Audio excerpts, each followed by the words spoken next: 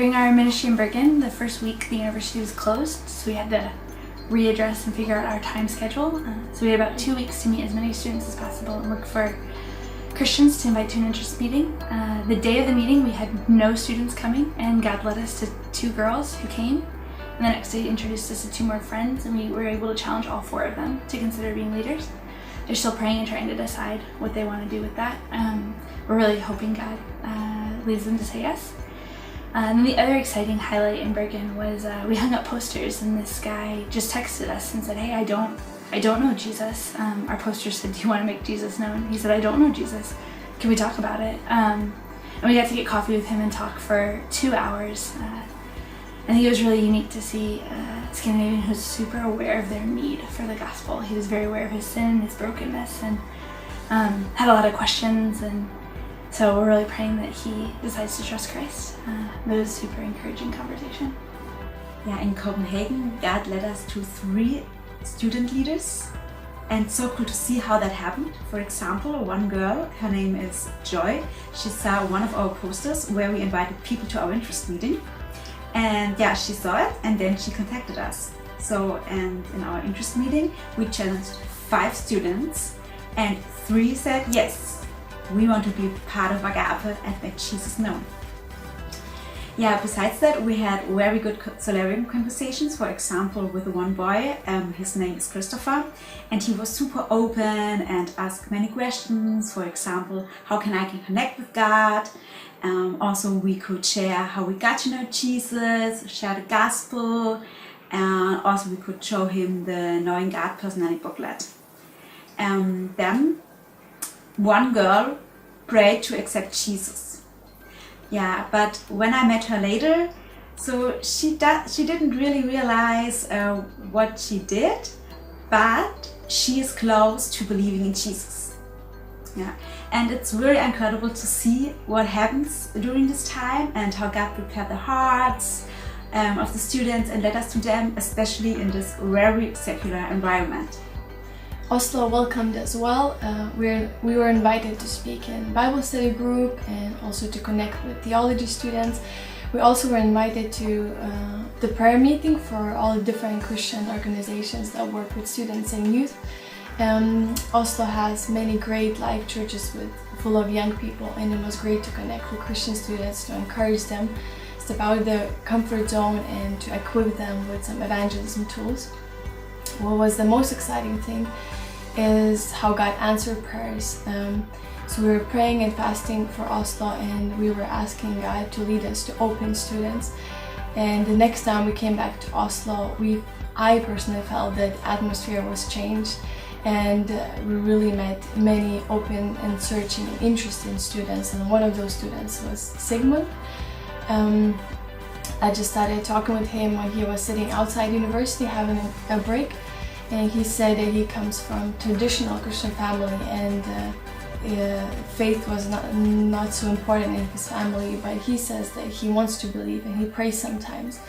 And it was great to talk with him, to answer his questions and to strengthen his belief and to encourage him to see God personally. And also I asked, "Can I pray for you?" And he said that his main prayer request is so he could make the right decisions in his life. And I got a chance to pray for him outside university when just people were walking.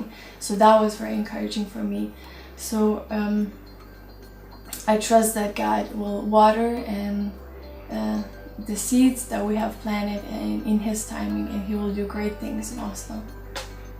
During these 5 months, I realized more and more how Jesus loves me, and it doesn't depend on how many times I share the gospel with people.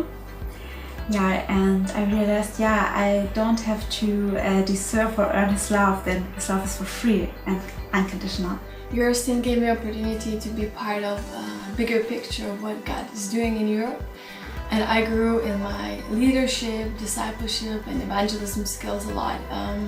God was working my character a lot and was changing me.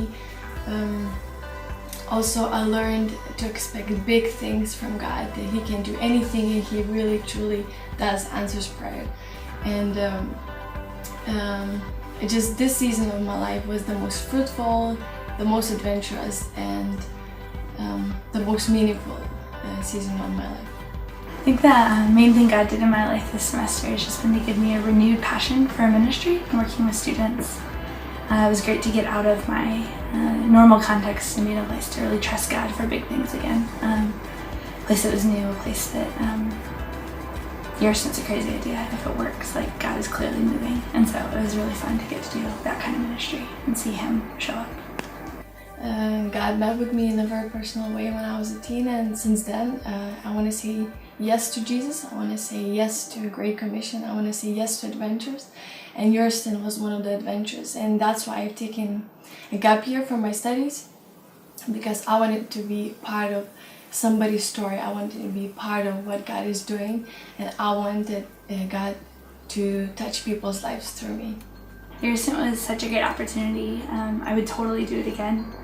I think it's exciting to be in a place to really trust God, to have one focus. You're looking for students who can multiply themselves, to be able to just be challenged. And I think this kind of ministry is very strategic because you're able to interact with so many people, see what God does, and have the opportunity to start movements. And in meeting so many people, for a lot of students, we were the first Christian they've ever met in their whole life. And that's an exciting place to be, to start to change their perspective, even in a 10-second conversation about who and what Christians are and what we believe. If it's possible, I want to go back to Copenhagen for 1 year in order to help the students to grow the movement and to make Jesus known at the university. In March I went to a conference of Agape, and John said he and his wife will move to Copenhagen. When I heard this, God touched my heart. I started to cry, and my first thought was, yes, I want to go to Copenhagen too. At this moment I thought about a lot, I prayed a lot, talked with different people, and I realized, God gives me a heart for the movement, for the city, and of course for Him. and therefore I will go to Copenhagen.